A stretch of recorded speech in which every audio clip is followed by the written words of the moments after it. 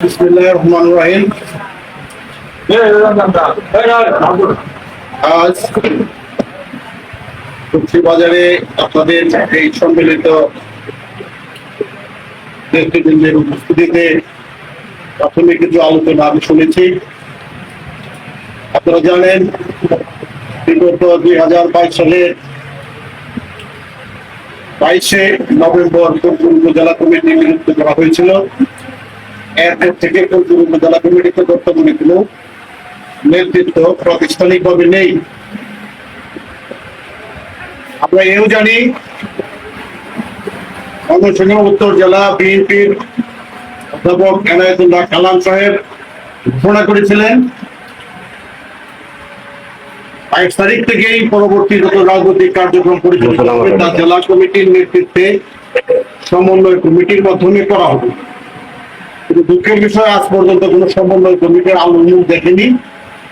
এই কারণে নেতৃবৃন্দের বিশৃঙ্খলা, এদিক সেদিক চলে যাওয়া, একসাথে না হওয়া, নিজেদের মধ্যে ভুল বোঝাবুঝি, এটা খুবই স্বাভাবিক বিষয়। রাজনীতিতে এটা খুবই স্বাভাবিক বিষয়। একটি ঐতিহ্যবাহী ইউনিয়ন এই রূপসী ইউনিয়ন, এই ইউনিয়নের রাজনীতিতে যারাই নেতৃত্ব দিয়েছেন ফরিদপুরের প্রতিষ্ঠিত হয়েছে। এই ইউনিয়ন থেকে আপনারা জানেন একাধিকবার সংসদ সদস্য নির্বাচিত হয়েছে। ফরিদপুরের রাজনীতিতে আওয়ামী লীগ বলেন, বিএনপি বলেন, সব জায়গায় নেতৃত্ব প্রতিষ্ঠা করেছিল এই রূপসী ইউনিয়নের মানুষ। এটা একটা পয়মন্ত ইউনিয়ন, উর্বর মাটি। যেহেতু 15 বছর আওয়ামী লীগ তার স্বেচ্ছাচারিতার মাধ্যমে দেশ চালিয়েছে, বাংলাদেশের নির্বাচনিক নামক সিস্টেমটাকে তারা ক্ষতিগ্রস্ত করেছে। এদেশের মানুষের জনপ্রতিনিধি নির্বাচিত করার মতো সক্ষমতা ছিল না। আপনি যাকে মেম্বার হিসাবে নির্বাচিত করেছেন স্থানীয় আওয়ামী লীগ নেতা এবং প্রিজাইডিং অফিসারকে একটা মিল ঢিল করে অন্যজন ডিক্লেয়ার নিয়ে গেছে। একই রকম চেয়ারম্যান, উপজেলা চেয়ারম্যান, এমপি সবই তো একই অবস্থা নাকি? আমাদের ভোট দেওয়ার পরিবেশ ছিল না। পরিবর্তিত পরিস্থিতিতে বাংলাদেশকে একটি কঠিন ষড়যন্ত্রের মোকাবেলা করতে হচ্ছে। একটা আপাত দৃষ্টিতে মানে সরল চোখে আমরা অনেকেই বুঝতে পারছি না। দেশনায়ক তারেক রহমান প্রতিদিন একাধিক বৈঠকে বক্তব্য দিচ্ছেন এবং তিনি বলছেন বিএনপি শুধু ষড়যন্ত্রের শিকার না, এই ষড়যন্ত্র বাংলাদেশের বিরুদ্ধে হচ্ছে। স্থানীয় রাজনীতির বিষয় অবশ্যই আলোচ্যের বিষয়। আপনারা যে উদ্যোগ নিয়েছে সেই উদ্যোগ দলকে শক্তিশালী করবে। আগামী দিনে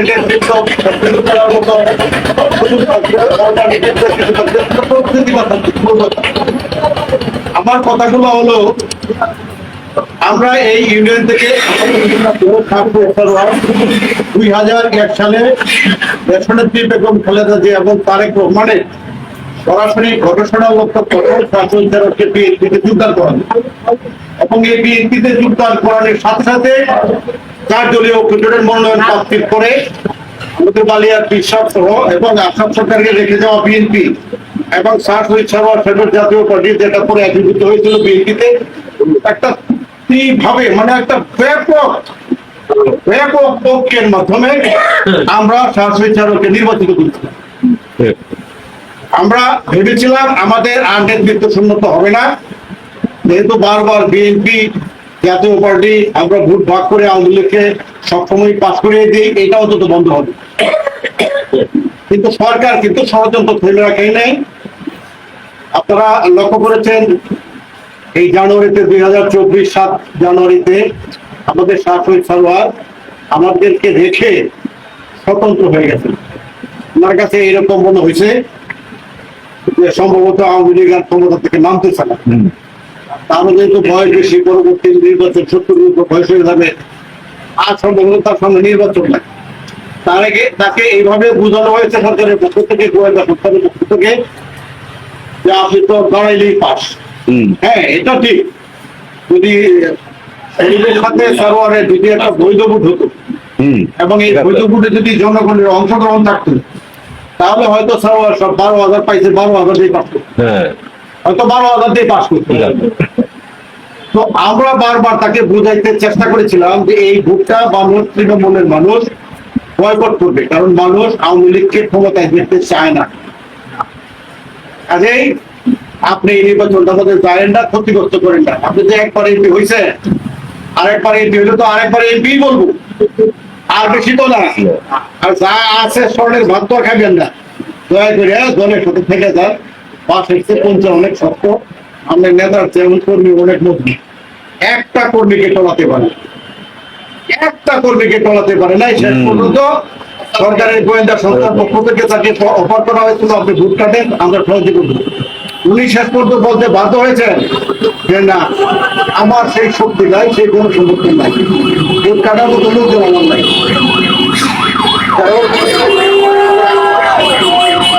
লক্ষ্য করছি নির্বাচনের মাধ্যমে, আমির নির্বাচনের মাধ্যমে সরকার ক্ষমতা টিকে থাকার চেষ্টা করেছে। আল্লাহ কি রহমত, একটা ছোট বিষয়ে সরকার পড়ে গেছে। এই যে একটা বিষয়, এই বিষয়টাকে আপনারা যেভাবে দেখছেন, ছাত্ররা যেভাবে দেখছে, কিংবা বহির্বিশ্ব যেভাবে দেখছে, এক একজন এক এক আঙ্গিকে এই বিষয়টাকে মূল্যায়ন করছে।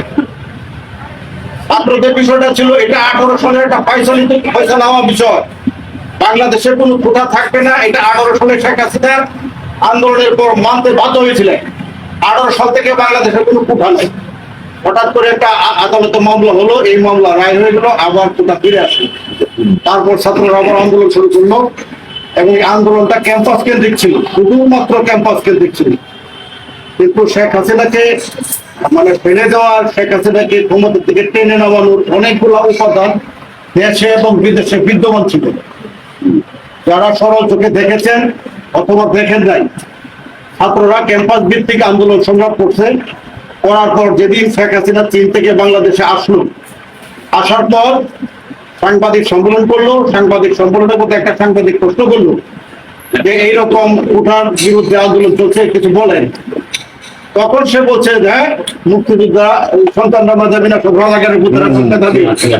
এই কথাটা ছাত্রদেরকে আঘাত করেছে, মনে আঘাত করেছে। দেখেন এই দিন আবার ইউরো কাপ ছিল মধ্যরাতে, ঢাকা বিশ্ববিদ্যালয়ের টিএসসি তে ছাত্ররা ইউরো কাপ ছিল, সকালে কুবা কাপ ছিল, মানে খেলা ছিল।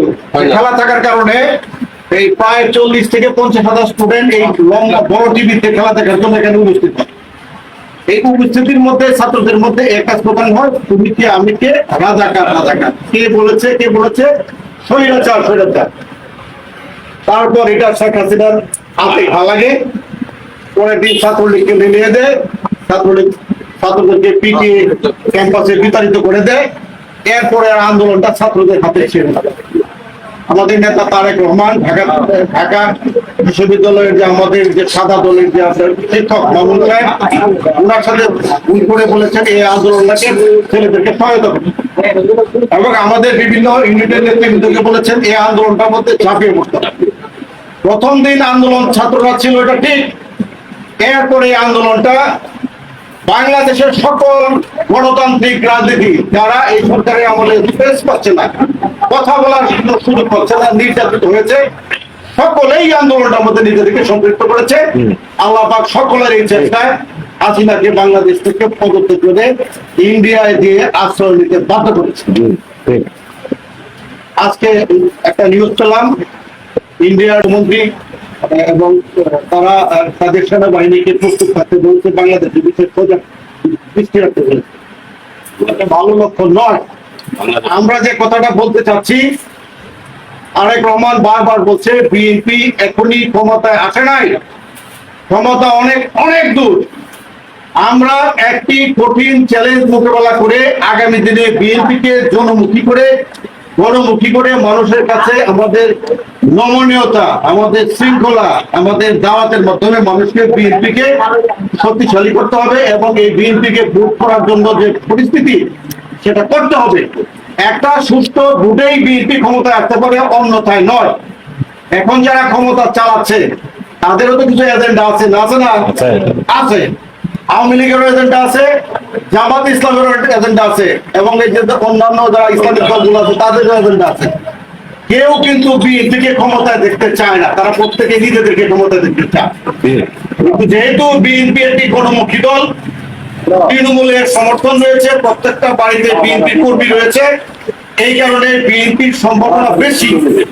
যদি আমরা নিজেদের মধ্যে সমস্যা সৃষ্টি করি, নিজেদের বৈঠকগুলা কিংবা আলোচনাগুলাকে আমরা নিজেরা একে অপরের প্রতি শত্রুতা মনে করি, এটা করা যাবে।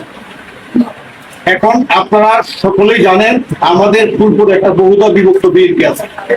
আমরা সারোয়ার সাহেবের নেতৃত্বে যে বিএনপি করতাম, এই বিএনপিটা এই ইউনিয়নের অধিক সংখ্যক নেতৃবৃন্দ জড়িত ছিল। একটা কোনো সন্দেহ আছে? আমরা কিন্তু সারোয়ার সাহেবের সাথে ছিলাম। আবার এরপরেও তো কিছু লোক মোতাহার সাহেবের সাথে ছিল, তারাও তো এই রাজনীতিটা করছে। তারা এখন কিছু চেষ্টা করবো তাদের নেতৃত্বের বিকাশ ঘটানোর জন্য, কিংবা তারা তাদের পছন্দসই নেতৃত্ব যাতে আগামী কাউন্সিলে অথবা ইউনিয়ন পরিষদের যখন একটি কমিটি হবে, এই কমিটি ভালো ভালো জায়গাগুলা দখল করার জন্য। এটা কিন্তু দোষের কিছু না, দোষের কিছু দোষের কিছু না। আপনারা যে চেষ্টা করতেছে এটাও দোষের কিছু না। গণতান্ত্রিক রাজনীতির মধ্যে নিজেদের মধ্যে বৈঠক হবে এবং এটা অভ্যন্তরীণ বৈঠক হবে, আলোচনা হবে, তারপরে একটা সংঘবদ্ধ বিএনপি হবে। এটার বিকল্প কিছু আছে? আমি পরিষ্কার বলতে চাই, তারেক সাহেব দেশে আসতেছে খুব তাড়াতাড়ি, এবং তারেক সাহেব হলো দলের মালিক, এবং তারেক সাহেব যখন দলের মালিক থাকবে, এই ইউনিয়নে দুইটা বিএনপি কমিটি করার কোনো সুযোগ আছে? নাই। কাজে আপনারা যারা ঝিমিয়ে পড়েছিলেন, মনে করেছিলেন এই বয়সে হয়তো আর বিএনপি করা যাবে না, যেহেতু পুলিশ নির্যাতন করে, আওয়ামী লীগ নেতারা নির্যাতন করে, একেবারে উদাহরণস্বরূপ আমরা বলতে চাই এই যে আমাদের মেম্বার, তাদেরকে আওয়ামী লীগের স্টেজে তুলতে বাধ্য করে নাই, তুলছে। এই যে আমাদের অনেক নেতা আনারসের টাকা পয়সা দিয়ে আনারসের ইলেকশন করে দেয় নাই, কারণ বাংলাদেশের বিএনপি আবার বিরোধ আসবে, এটা হয়তো অনেকেই তারা মনে করছে, হয়তো সম্ভব না। পরিস্থিতি সেটা হলো কি, এরা বিএনপি পরিবারের লোক ছিল, হয়তো এখনো বিএনপিতে আছে। এই যে চলে যাওয়া আবার ফেরত আসা, কেউ কি কথাটা আমাকে একবার বলবেও না? নিশ্চয়ই বলবে। এই ক্ষতিটা আগে যেন লাভটার জন্য আমরা গেছিলেন, ক্ষতিটা আপনারা নিতে হবে না। হ্যাঁ, আমরা বিশ্বাস করি এটা আমরা ভুল সিদ্ধান্ত ছিল, আমরা যারা ভুল সিদ্ধান্ত নিচ্ছি আমরা বুঝতে পেরেছি, এই কারণে তো দলে ফেরত আছি নাকি।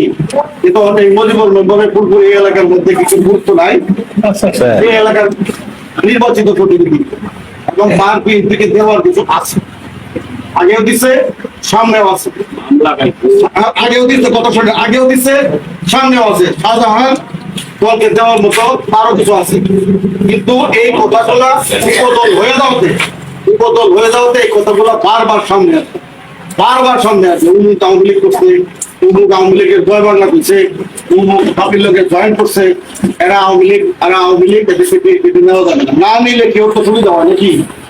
কেউ তো সুবিধা হয় না, প্রতিযোগিতা কমে যায়।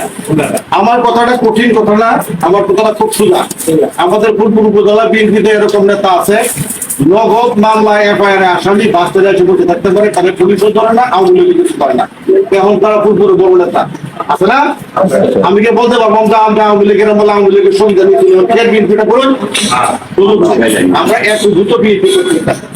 কেন পরিষ্কার ভাষা বলতে চাই, আমরা এখন যারা সারোয়ার সাহেবের সাথে ছিলাম, আমরা যেখানে যাই আমরা কিন্তু তৃতীয় সারি। আমি মোতাহার সাহেবের সাথে এই মুহূর্তে সাংগঠনিক রাজনীতি করতেছি। আমার কাছে পরিষ্কার বিষয় হয়েছে, যেহেতু সারোয়ার চলে যাওয়ার পর আমার আর বিকল্প নেতা খোঁজার সুযোগ নাই। জেলা কমিটির যে সিলসিলা, যে ধারাবাহিকতা আছে, এটা আমাকে মানতে হবে। এটা যদি মানতে হয়, এটা যদি তারেক সাহেবের দেওয়ার কমিটি, এই কমিটি যদি আমার মানতে হয়, তাহলে মোতাহার তালুকদারকে আমার মানতে হবে। আবার কেউ কেউ মনে করছে না মোতাহার সাহেব তো ফুলপুরের না, তো হলো আমরা তারাকান্দা, আমরা ফুলপুরের নেতা নির্বাচিত করতে চাই, এই কারণে কেউ কেউ 500 নাই গেছে। এখন নেতৃত্বের প্রতিযোগিতায় 500 সভা আছে, মোতাহার সাহেব আছে। এই যে এক ছাত্র নেতা, যুব নেতা, তার লোকজন সেটা হচ্ছে, তারও একটা নেতৃত্বের চেষ্টা আছে নিজেকে পরিচিত করা, অথবা তার এক সব তিনি নমিনেশন দেয়। আপনার বাইরে যাওয়ার সুযোগ আছে? সুযোগ না। কিন্তু আমার একটা ভোটের জন্য দলের কোনো ক্ষতি হবে না, আমার একটা সিদ্ধান্তের জন্য, আমার একটা দলের সিদ্ধান্ত আমরা সবাই প্রতিযোগিতা করবো, একে উপরের প্রতি শত্রুতা করবো না। যে আরেকটা বৈঠক অনুষ্ঠিত হয়েছে, এটা আমিও শুনেছি, ইউনিয়নে আরেকটা বৈঠক হয়েছে, এটা বিএনপি যে কমিটি আছে এই কমিটির সাধারণ সম্পাদক তার নিজের বাড়িতে করতে অনেক বিএনপি নেতৃবৃন্দ উপস্থিত ছিল হয়তো, কিন্তু আমরা এখানে উপস্থিত ছিলাম না। এটা অভ্যন্তরীণ আলোচনা, সাংগঠনিক আলোচনা ছিল না। তারপর শুনি যে সেনা অনেকটা বড় পরিসরে এই মিটিংটা করছে। মিটিংটা যেহেতু সে নির্বাচন করছে, নিজের বাড়িতে একটা আঙ্গিনায় মিটিং করার একটু তার আছেই না নাই, যেহেতু বিএনপির সাংগঠনিক রাজনীতি এটা ফুলপুরে অনুপস্থিত, এই কারণে তার এই মিটিংটাকে বিএনপির মিটিং আর বলা যাচ্ছে না। আজকে এই ভোটেরটাকে বিএনপির মিটিং বলা যাবে না। আমরা যারা বিএনপির সাথে সম্পৃক্ত আছি, আমরা এখন ঘন ঘন বৈঠক করব, আলোচনা করব, নিজেদের ভুলগুলা শুধরাবো। আমরা আগামী দিনে এই ইউনিয়নে আমরা যদি এক থাকতে পারি, যে যেখানেই আছে যেভাবেই আছে একটা নির্বাচিত কমিটি হবে। আমার জানার মতে ইউনিয়ন কমিটিটা ভোটের মাধ্যমে হবে, একেবারে সলিড ভোটের মধ্যে হবে, কারণ তার একটা কোনো ভোট ছাড়া কোনো কমিটি মানেন না। এবং খালেদা যে একটা বক্তৃতা আছে, আমরা কেউ পকেট কমিটি করবেন না, এটা মানতে হবে। তার একটা যেহেতু এটা মানাবেন, আমাদেরকে বাধ্য করবেন মানাতে। এবং আমরা চাই আগামী দিনে আমাদের ইউনিয়নটা সুসংগঠিত থাক। এখানে সিনিয়র নেতৃবৃন্দ অনেকে আছেন যারা এদিক সেদিক ছোটাছুটি করতেছেন, দরকার নাই ছোটাছুটি করার। আর যেহেতু খুব সামনেই একেবারে অদূর ভবিষ্যতে আমরা সংগঠিত হবো, আমরা এরকম মনে করতেছি।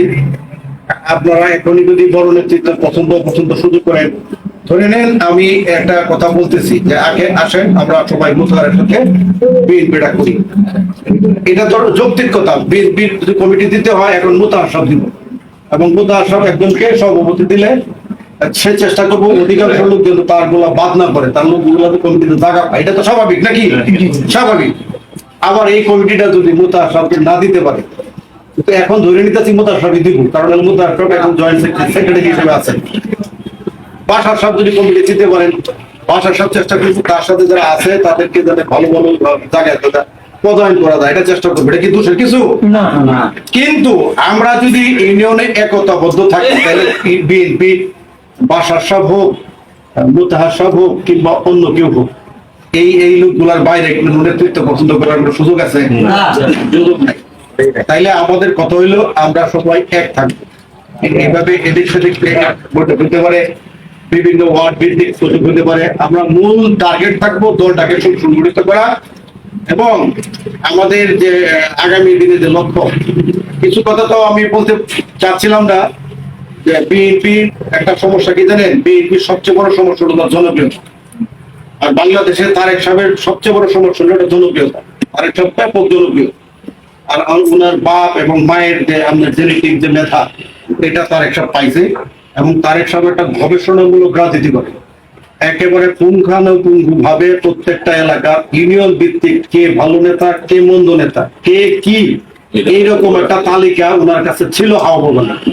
এই কারণে আওয়ামী লীগ এবং ইন্ডিয়া হাওয়াকে অপপ্রচার করে মানুষের মধ্যে ভদ্রমূল ধারণা করছে হাওয়া ভবন সম্ভবত একটা দুর্নীতি রাখা। এরকম না, বিষয়টা হলো হাওয়া ভবন হলো বিএনপির রাজনৈতিক গবেষণা কেন্দ্র। এই রাজনৈতিক গবেষণার কারণে 2001 সালে আওয়ামী লীগ পরাজিত হয়েছে, ইন্ডিয়া ক্ষতিগ্রস্ত হয়েছে। বাংলাদেশটাকে ইন্ডিয়া তার নিজের আঙ্গিনা মনে করে, এই কারণে সারা দুনিয়াতে হাসিনাকে কোথাও জায়গা দেয় নাই, তারা জায়গা দিচ্ছে। বর্তমান যে সরকার আছে ডক্টর ইউনূসের নেতৃত্বে, তিনি ইন্ডিয়ান সংবাদ সংস্থা, রাষ্ট্রীয় সংবাদ সংস্থা পিটিআই কে বলেছেন শেখ হাসিনা যেন ভারতে চুপ থাকেন, তাহলে আমরা তাকে ভুলতে পারি। অন্যথায় বিচারের জন্য আমরা শেখ হাসিনাকে বাংলাদেশে ফেরত চাই। এই জিনিসটা দিনে দিনে আরো তীক্ষ্ণ হবে। শেখ হাসিনাকে বাংলাদেশে ফেরত দিতে বাধ্য হবে, কারণ শেখ হাসিনা একটা প্রত্যাবর্তন চুক্তি করে গিয়েছিল, এই চুক্তির বাইরে ইন্ডিয়া যাইতে পারবে না। কাজেই শেখ হাসিনা কালকে দিতে চাইবে না, এই কারণে ভারতের সাথে বাংলাদেশের একটা টানাপোড়েন হবে। এবং আগামী দিনে তারেক রহমানের নেতৃত্বে যদি বিএনপি সুসংগঠিত থাকে, এই কঠিন পরিস্থিতি বিবেচনার জন্য আমরা সকলেই নিজেদেরকে তৈরি করব। তারেক সাহেব বিএনপি যখন দেশে ফেরত আসবে, তখন ধরে নেন বাংলাদেশে আর কোনো বিএনপিতে বিভক্তি থাকবে না, বন্ধ থাকবে না। আপনারা এই কথা বিশ্বাস করেন তো?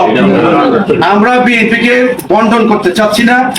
যারা অন্যান্য জায়গায় বৈঠক করতে করুক, আপনারাও করেন।